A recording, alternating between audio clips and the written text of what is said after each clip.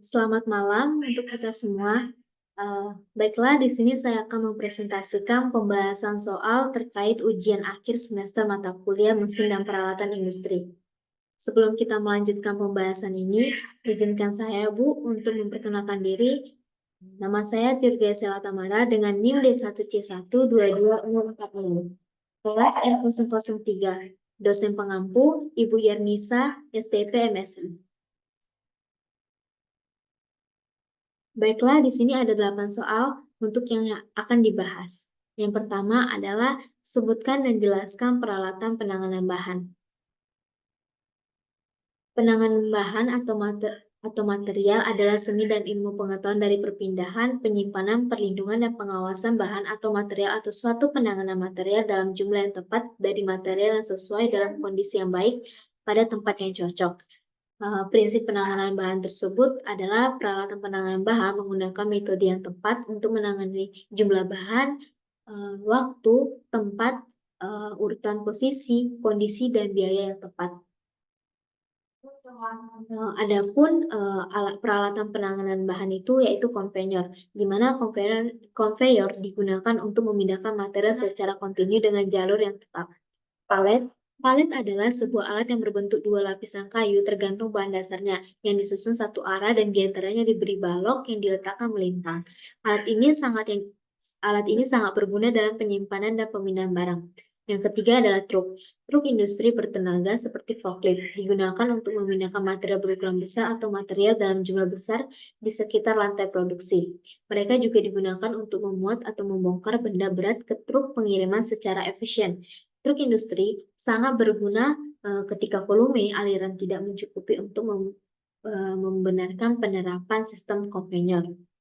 Yang keempat itu ada namanya forklift, di mana forklift ini berguna untuk mengangkat benda-benda berat dari satu tempat ke tempat lainnya. Namun jika forklift biasanya hanya digunakan untuk jarak pendek seperti dalam ruangan atau di dalam area pabrik. Nah, hand truck ini berguna untuk sebagai alat bantu memindahkan barang yang berat dari satu tempat ke tempat yang lain. Lanjut untuk soal nomor kedua itu adalah apa itu alat penukar panas dan apa contohnya. Nah, di sini saya menjelaskan bahwa alat penukar panas adalah alat yang memungkinkan perpindahan panas bisa berfungsi sebagai pemanas maupun sebagai pendinginan. Biasanya medium pemanas yang dipakai adalah uap lewat panas, yaitu superheated steam, dan air biasa sebagai air pendingin disebut dengan cooling water. Penukar panas dirancang sebisa mungkin agar perpindahan panas antara fluida dapat berlangsung secara efisien. Nah, contoh alat penukar panas itu pun berupa sealer. Yang pertama, sealer adalah alat penukar kalor yang digunakan untuk mendinginkan fluida sampai pada temperatur yang rendah. Temperatur untuk sealer ini, media pendinginannya biasanya digunakan amoniak atau freon. Yang kedua itu ada kondensor. Kondensor itu alat penukar kalor yang digunakan untuk mendinginkan uap atau campuran uap sehingga berubah fasa menjadi cairan. Media pendingin yang dipakai biasanya air atau udara. Uap atau campuran uap akan melepaskan panas aten kepada pendingin, misalnya pada pembangkit listrik tenaga uap yang mempergunakan condensing turbin. Nah, maka uap bekas dari turbin itu akan dimasukkan ke dalam kondensor lalu diembunkan menjadi kondensor. Yang ketiga itu ada evaporator. Evaporator ini adalah alat penukar kalor yang digunakan untuk penguapan cairan menjadi uap, di mana ini menjadi proses evaporasi atau penguapan suatu zat dari fasa cair menjadi uap. Yang dimanfaatkan alat ini adalah panas laten dan zat yang digunakan adalah air atau refrigeran cair.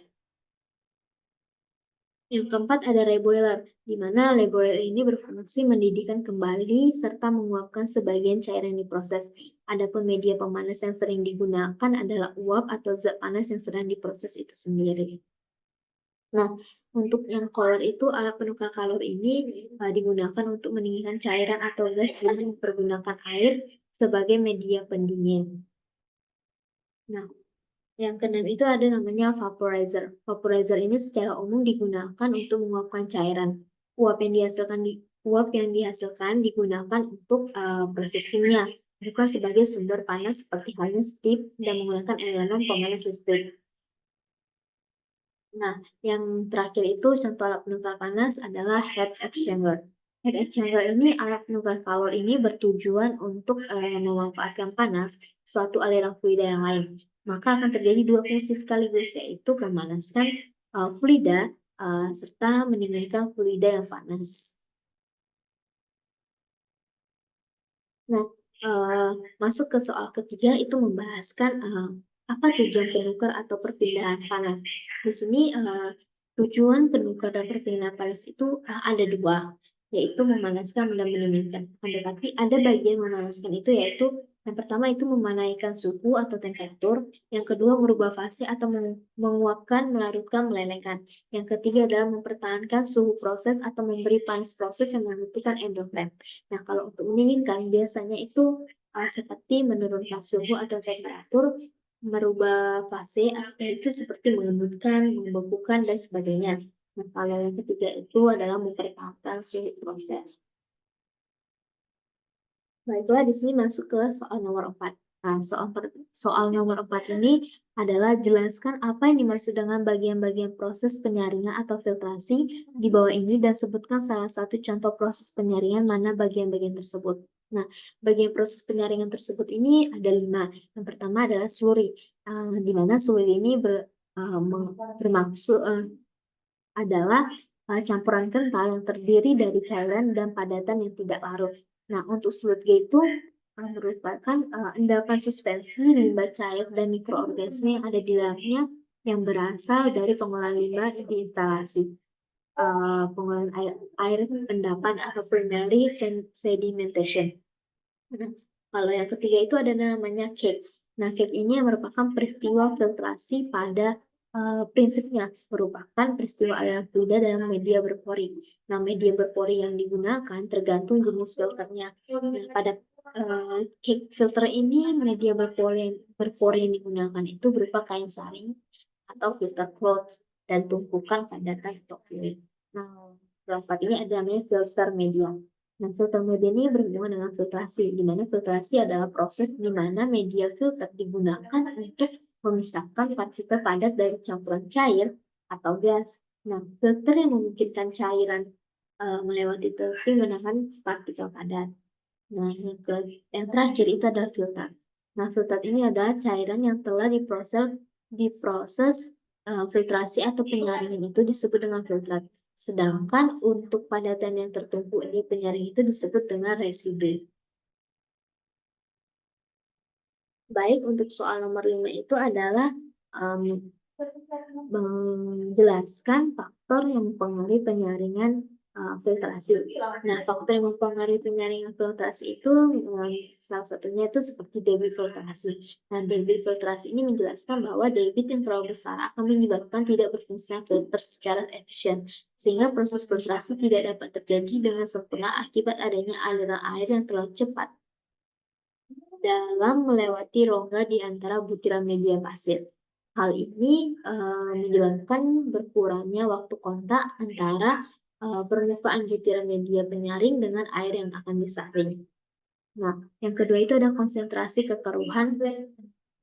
Konsentrasi kekeruhan ini sangat mempengaruhi efisiensi dari filtrasi, di mana konsentrasi kekeruhan ini air baku yang sangat tinggi akan menyebabkan dari media atau terjadi clogging.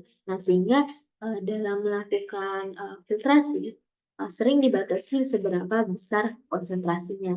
Yang ketiga adalah kedalaman media, di mana kedalaman media ini menjelaskan ukuran dan material tebal tipisnya media akan menentukan lamanya pengaliran dan daya saring. Yang keenam adalah tangki stand. Tangki stand. Tangki stand ini memiliki komponen, di mana komponen itu adalah upper surface hole, filter inlet, antarctic layer, fine sand layer, coarse sand layer, filter outlet, ada gravel support layer, filter element, ada namanya side surface. Nah, Adapun fungsinya itu sebagai berikut. Yang pertama itu ada lapisan bawah berupa strainer, berfungsi untuk menyaring sirkulasi air dari segala bentuk kotoran agar kotoran tersebut tidak masuk ke suplai air bersih atau benda kerja mesin. Ini sangat penting sekali agar media filter tidak ikut masuk terbawa air pada saat filter kerja. Yang kedua itu adalah lapisan subhidrokarbon, berfungsi sebagai media pendukung dalam sistem filtrasi yang guna menurunkan kekeruan influent dan suspended solid. Penggunaan grapple tidak memerlukan lagi peralatan mekanik dan koagulan sehingga grapple merupakan metode pengolahan awal yang cocok dan terbilang murah. Nah, yang ketiga adalah lapisan silika sand yang berfungsi untuk menyaring lumpur, tanah, dan partikel besar atau kecil dalam air sehingga lebih jernih. Lapisan silika yang disusun bertumpuk dalam tangki rapet sand filter menjadikan penyaring air yang efektif karena sifat halusnya mampu menahan kotoran. Nah, adapun fungsi tangki sand filter ini, di mana tangki sand filter ini adalah tangki yang dirancang sebagai penyaring air yang mengandung partikel suspended solid atau TSS, sehingga air dapat berkurang terlihat bersih dan berkurang tingkat kejenuhannya yang disebabkan oleh partikel-partikel yang tersuspensi dari tersebut. Nah, adapun mekanisme kerjanya, di mana dilakukan satu penyaringan awal udara yang mengandung kekeruan dan partikel bagasan dialirkan ke tangki dan filter melalui implant. Yang kedua itu adalah penyaringan melalui lapisan pasir udara yang telah melewati tahap penyaringan awal dialirkan melalui lapisan pasir dalam tangki filter. Nah, untuk yang ketiga itu ada pembentukan lapisan kotoran filter. Selama proses penyaringan, partikel-partikel kekeruan yang terperangkap membentuk lapisan filtrasi yang disebut cake atau kotoran filter. Yang keempat adalah pencucian balik seiring waktu, di mana lapisan pasir akan mengalami penumpukan partikel dan kotoran filter. Yang kelima, penyaringan lanjutan dan outlet air bersih.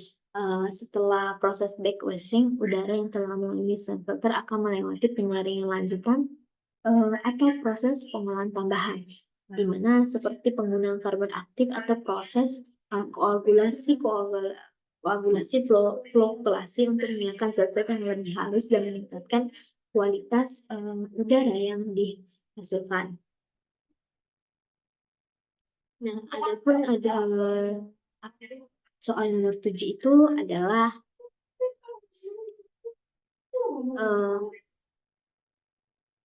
perhatikanlah gambar-gambar alat destilasi di bawah ini. Gambarlah kembali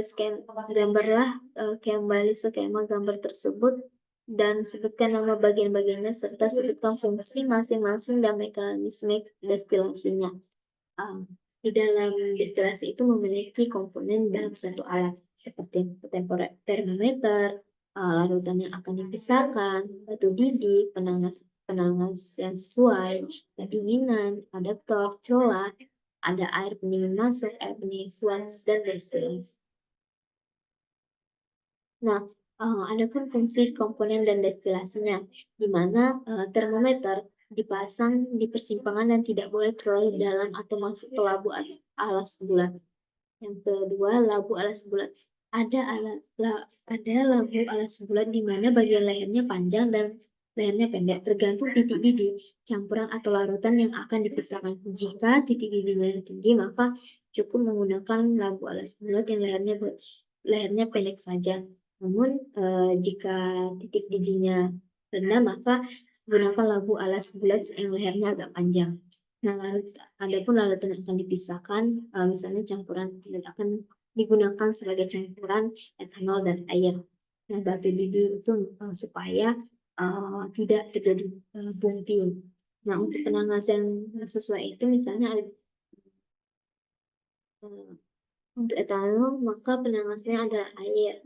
Tergantung bahan yang akan digunakan, maka akan disesuaikan air. Untuk pendinginan itu, panjang pendeknya pendinginan juga tergantung pada titik didih dari pelarut yang ingin dipisahkan. Terus adapun yang terakhir adalah adapter. Supaya destilasinya dapat masuk ke dalam lubang air, pada adapter tersebut sebaiknya dipasang slit atau celah supaya nanti destilasinya itu bisa semua masuk labor elemen tersebut. Jika tidak dipasang celah, maka tetesan tidak bisa masuk ke elemen atau tertahan karena di labu elemen hampa. Nah, di sini ada mekanisme kerja destilasi, di mana kita ambil satu contohnya adalah memisahkan campuran etanol dan air.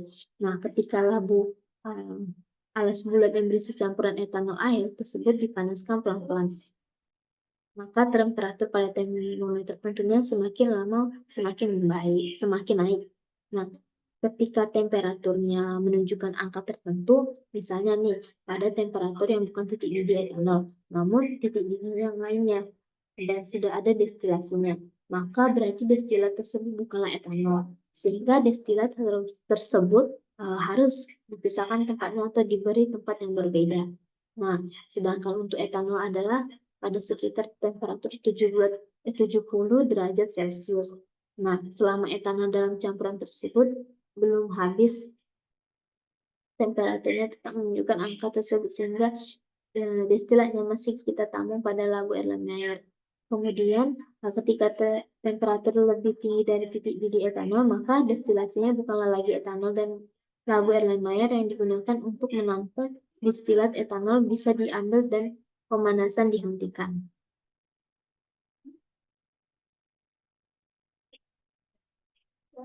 Baik, kita akan melanjutkan soal yang terakhir, di mana soal terakhir itu menanyakan bahwa apa yang dimaksud dengan ekstraksi dan apa bedanya dengan ekstrak, dan jelaskan apa saja metode ekstraksi.